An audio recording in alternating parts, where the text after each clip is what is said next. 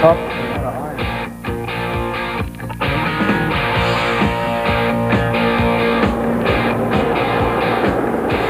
In a real fairy tale result last year, the unheralded Cameron Dixon from the tiny Half Moon Bay Club in Victoria snatched the open belt crown.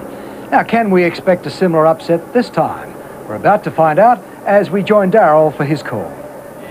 Open belt race final. Now, this is one of the really, truly traditional events in surf lifesaving. Once, of course, all rescues were effected with a belt and a rope. These days, of course, the rubber duckies do most of the work. William Rowley from South Maroubra, Tanian Gibbs from Cronulla, Perry Elliott, North Caloundra, Hamish Cameron from Bondi, Tanian Goode from Cronulla. Gee, the Cronulla boys are up there. Sean Davis from Surfers Paradise, Adam Weir from Cronulla again.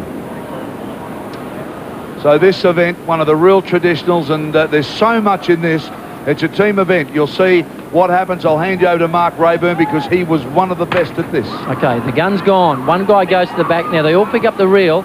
Back right hand, he's got a break in his right hand. That controls how much line goes out to the linesman.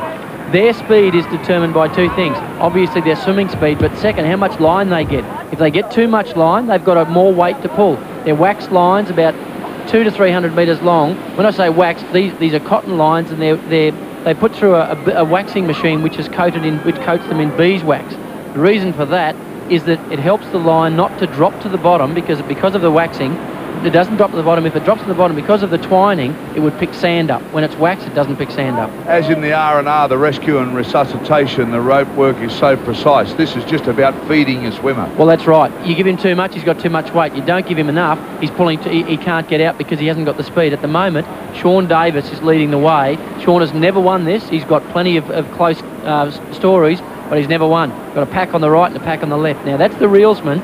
All he's got to do is monitor how much line he gives to those linesmen. There are three linesmen in front of him. That's them, that how much they cannot give too much line. Again, too much line is too much weight, not enough line, and that the beltman cannot get out there. Well, Sean Davis is out there, but Adam Weir, you can see him in the middle of the screen. He's got the real slashy stroke. Also up there is Cameron Gibbs. He was the fourth competitor in that Cronulla team to win the surf teams, and they were up there in the top 10, 4 boys. Remember the great story out of the championships last year when... Half Moon Bay. You got it. Yeah, Cameron Dixon, Half Moon Bay. I think it was the first time Half Moon Bay had ever won a national championship, and he's missed the final as we see Sean Davis, Adam Weir on his right-hand side, the top side, and Tanian Goode. We saw him win plenty of races here this weekend. He's a great competitor as well. I mean, Sean Davis again.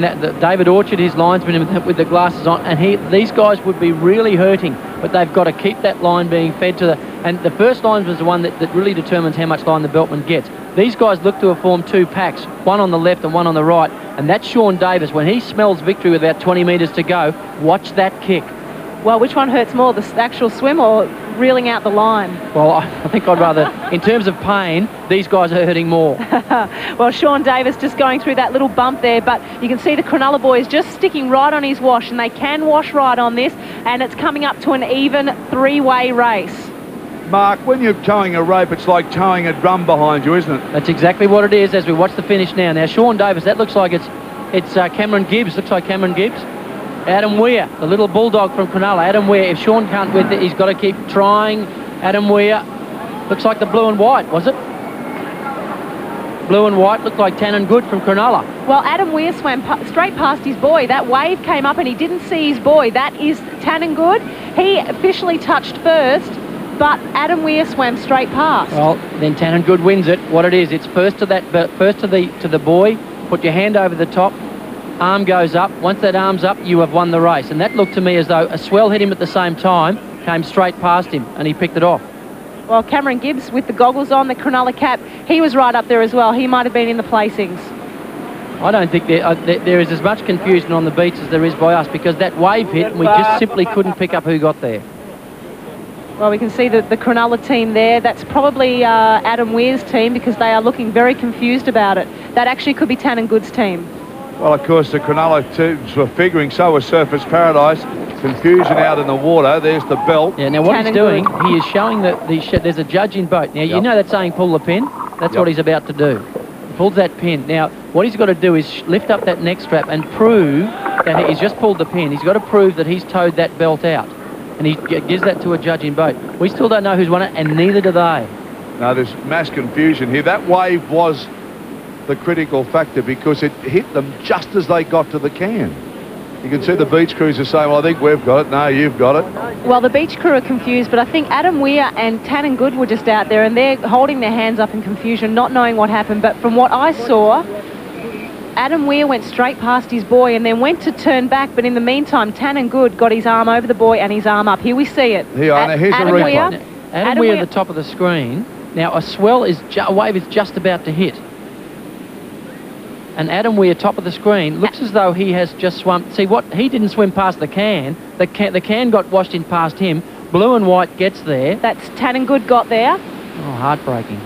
And Adam Weir was going to the black and white buoy. You can just see he hasn't got there yet. So Adam Weir had just totally misjudged that, or the surf really wasn't lucky for him. I mean, that's just a tragedy for him. But again, that's surf.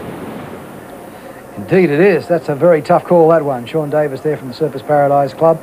Tanian Goode came in second, but I guess they'll be looking at that tape a lot closer as the weeks and days unfold. And Adam Weir from Cronulla of New South Wales in third place.